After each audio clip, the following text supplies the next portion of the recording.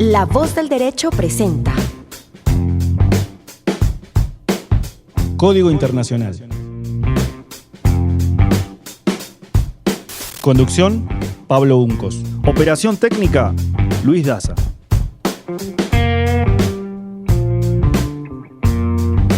Porque el mundo tiene un código. Código Internacional.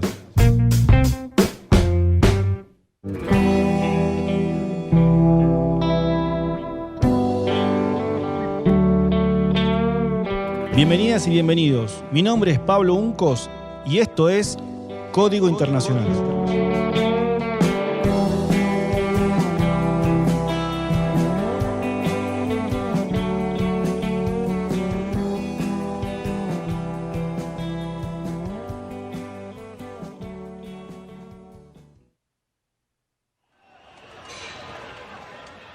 Se intensifican las protestas en Chile.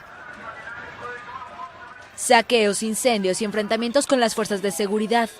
El peor estallido social en casi 3 décadas dejaba el domingo casi una decena de muertos y unos 1.500 detenidos.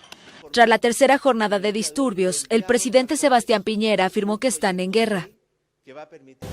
Estamos en guerra contra un enemigo poderoso, implacable, que no respeta a nada ni a nadie, que está dispuesto a usar la violencia y la delincuencia sin ningún límite. Se instauró por segundo día un toque de queda en 7 ciudades distintas, mientras que el estado de emergencia está vigente en Santiago y otras 9 regiones. Las autoridades informaron de 70 hechos de violencia graves, entre ellos 40 saqueos. El caos se extendió al aeropuerto de Santiago, en donde cientos de vuelos fueron cancelados. La ciudad estaba prácticamente paralizada, porque gran parte del metro estaba cerrado por los daños a 78 de sus estaciones, calculados en $300 millones. Los estudiantes llamaron a nuevas movilizaciones para el lunes. El detonador de las manifestaciones fue el aumento de la tarifa de metro, que ya fue revertido por el gobierno, pero las protestas fueron haciendo eco en otras reivindicaciones y se fueron extendiendo a otras ciudades como Valparaíso y Concepción.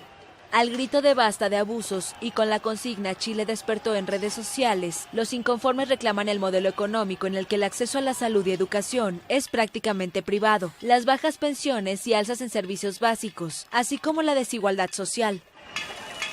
Chile atraviesa un momento muy difícil debido a los enfrentamientos entre manifestantes y cuerpos de seguridad del ejército y de la policía. Las protestas estallaron por un aumento en el precio del pasaje del metro, pero escalaron hasta convertirse en una verdadera pueblada que pone al gobierno de Sebastián Piñera en una encrucijada: o ceder ante las demandas o profundizar la represión del movimiento social. Justamente para hablar del tema tenemos en línea desde Santiago a Francisca Márquez. Francisca es antropóloga, doctora en sociología y profesora universitaria, además de autora del libro El diario de Francisca y Patrimonio, controversias urbanas.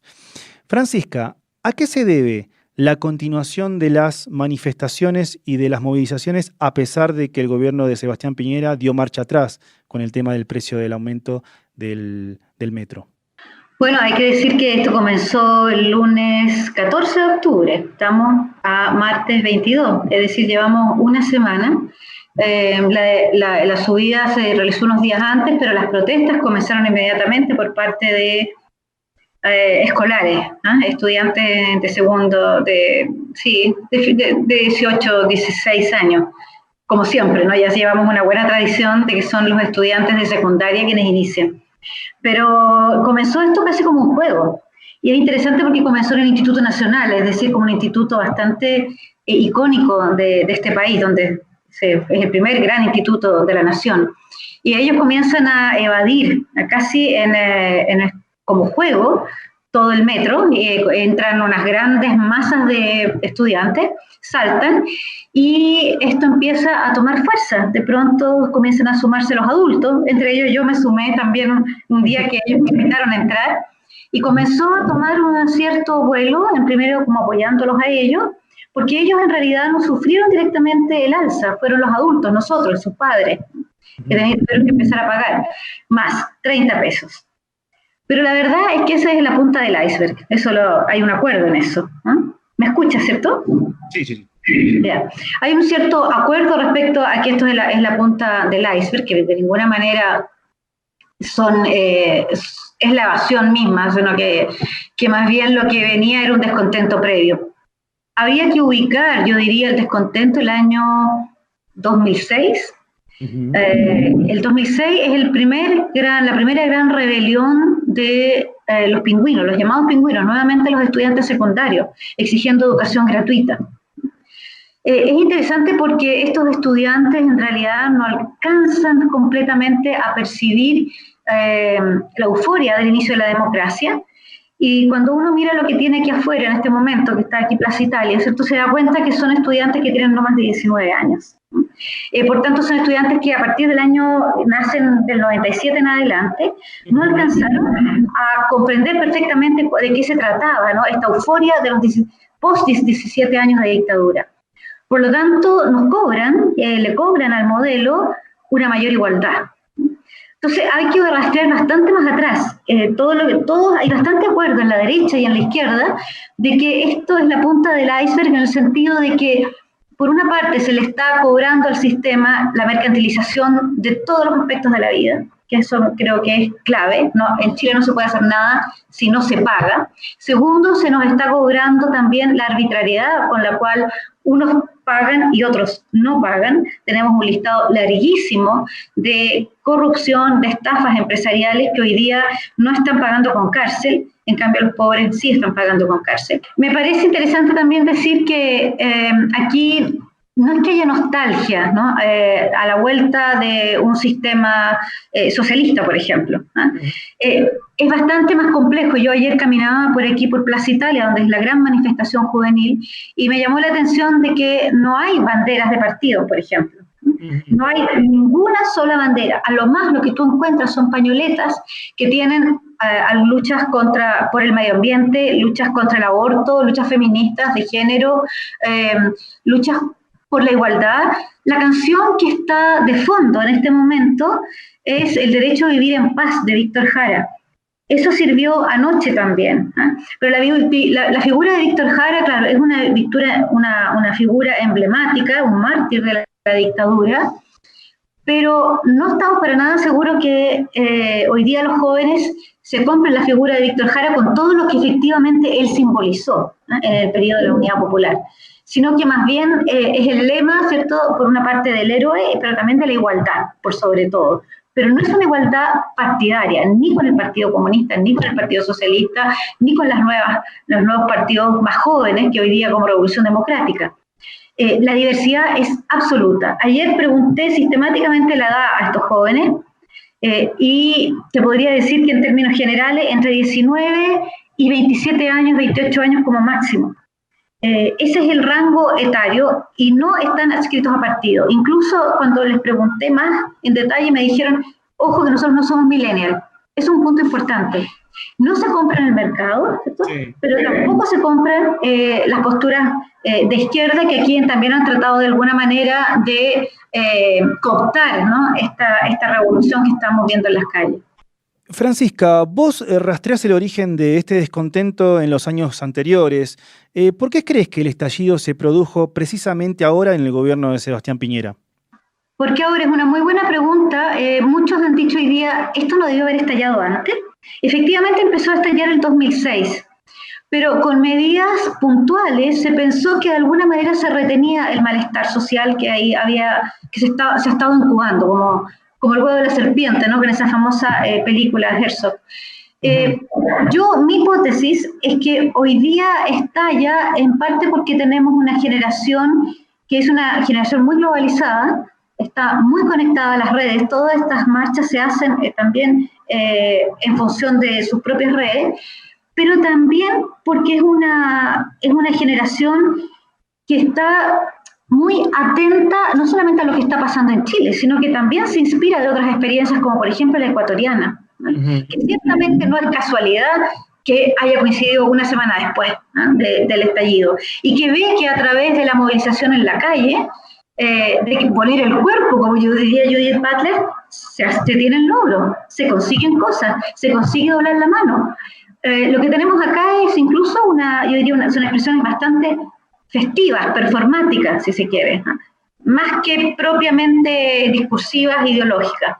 Pienso también Y estalló ahora porque descuidamos como cultura y como sociedad de tener válvulas de escape y de conversación. Esta es una sociedad que no dialoga, que le tiene mucho miedo a los espacios de conversación.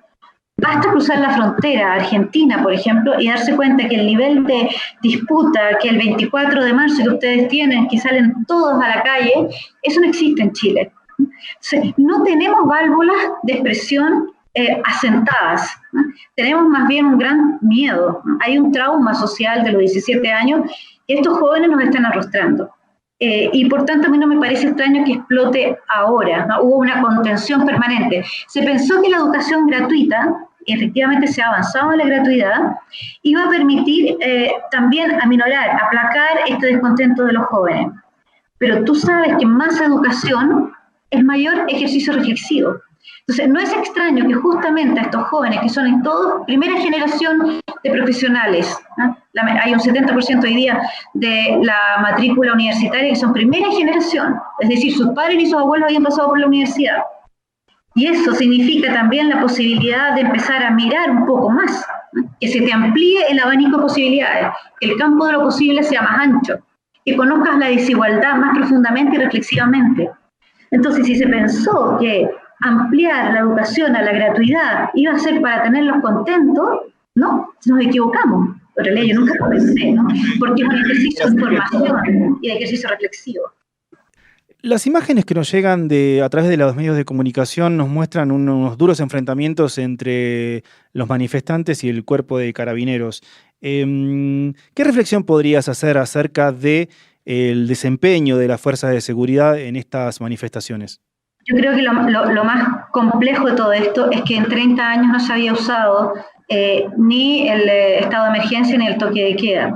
Es decir, Piñera y la derecha abrió una compuerta que no sabemos cómo vamos a cerrar, que no pensábamos que ya se podía abrir, es decir, darle las atribuciones al ejército para resolver y aplacar una movilización social.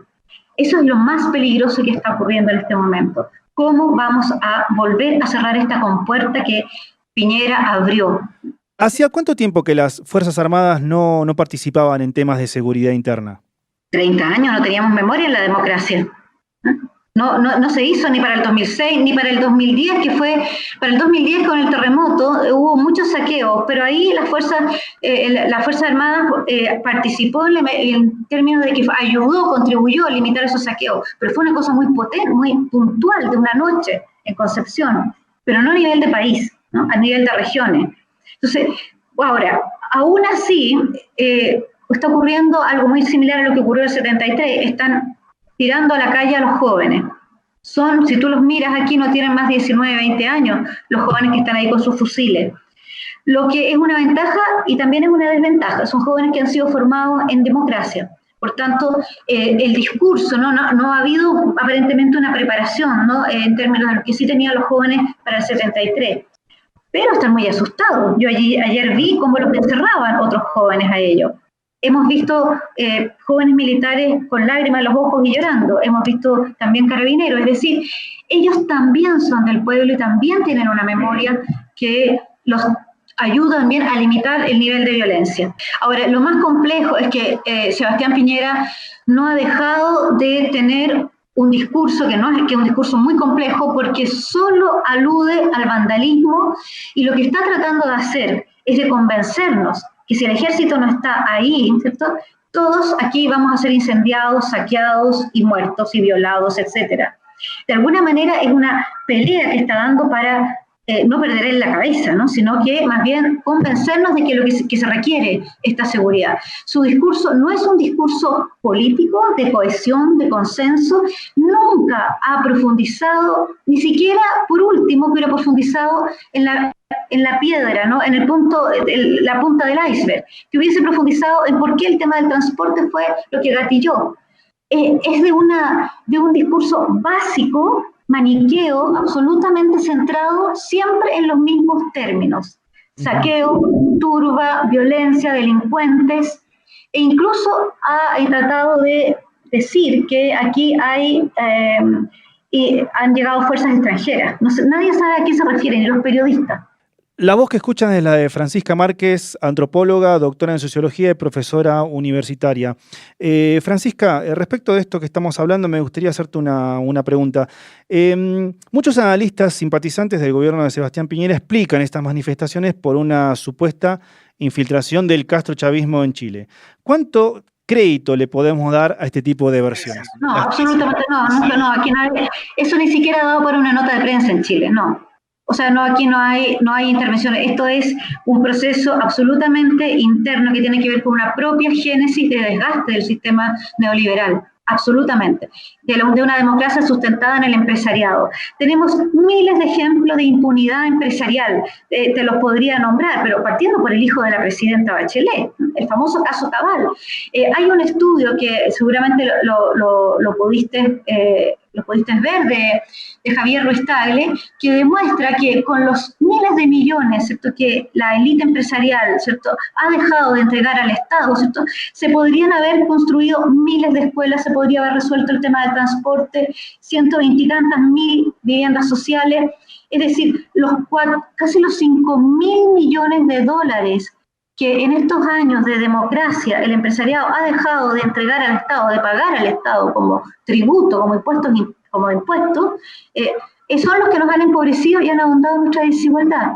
Tan serio es el estudio de Javier Ruiz Tagle que fue censurado en TVN. Estaba invitado y rápidamente se lo paró, ¿no? Entonces, me parece que mayor educación, mayor juventud ha permitido también mayor claridad respecto a lo que está ocurriendo con la clase empresarial, con el robo a destajo. Piensa que uno de los casos más emblemáticos, que fue el caso Penta, hoy día ni siquiera tuvieron un día de cárcel, se les dio una sanción equivalente a una multa que es la mitad de lo que robaron, y además unas clases de ética en la universidad más elitista de Chile. O sea, clases de ética, ¿de qué estamos hablando, no?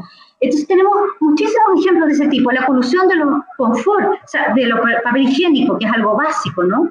Durante 10 años se coludieron las empresas, las farmacias, ¿no? Los pollos, algo que se consume, ¿cierto? El ave, ¿no? Absolutamente en todos los hogares. Entonces, la cantidad de ejemplos que tenemos... Es como una acumulación de hechos que genera un estallido social, ¿no? Absolutamente, o sea, esto se fue gestando lentamente y hoy día tenemos jóvenes más cultos, sin miedo a las Fuerzas Armadas, porque se lo enrostran en la cara, que se vayan a sus casas, lo que también es bastante temerario para las generaciones que vivimos la experiencia de ser reprimidos por el ejército, ¿no? Pero lo que no sabemos ahora, ni el gobierno, ni las Fuerzas Armadas, ni la academia que estamos siguiendo de cerca, es cómo va a terminar esto. Porque esto ha sido como un reguero de pólvora. Están todas las ciudades y las plazas de este país ocupadas por jóvenes protestando. En sus bicicletas, con sus perros, además en un estilo muy festivo, pero no ceden, ¿no?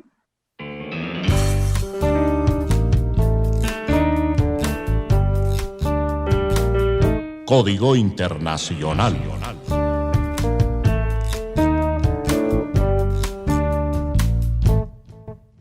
Bueno, en el programa de hoy estuvimos conversando sobre la crisis en Chile. Para ello tuvimos la comunicación desde Santiago con la profesora Francisca Márquez, que es antropóloga, doctora en sociología y profesora universitaria. Quienes hacemos Código Internacional, queremos agradecerles por estar del otro lado y por compartir los programas.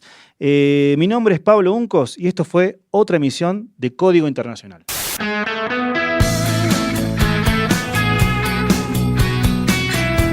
Esto fue otra emisión de Código Internacional. Condujo Pablo Uncos. Operación técnica, Luis Daza. El mundo tiene un código. Código Internacional.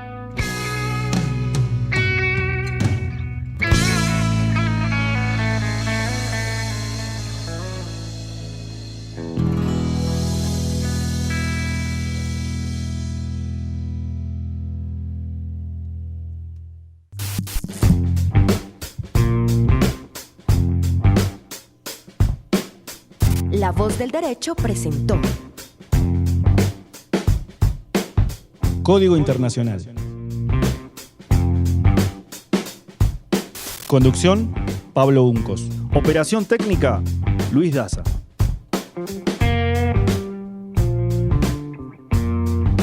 Porque el mundo tiene un código. Código internacional.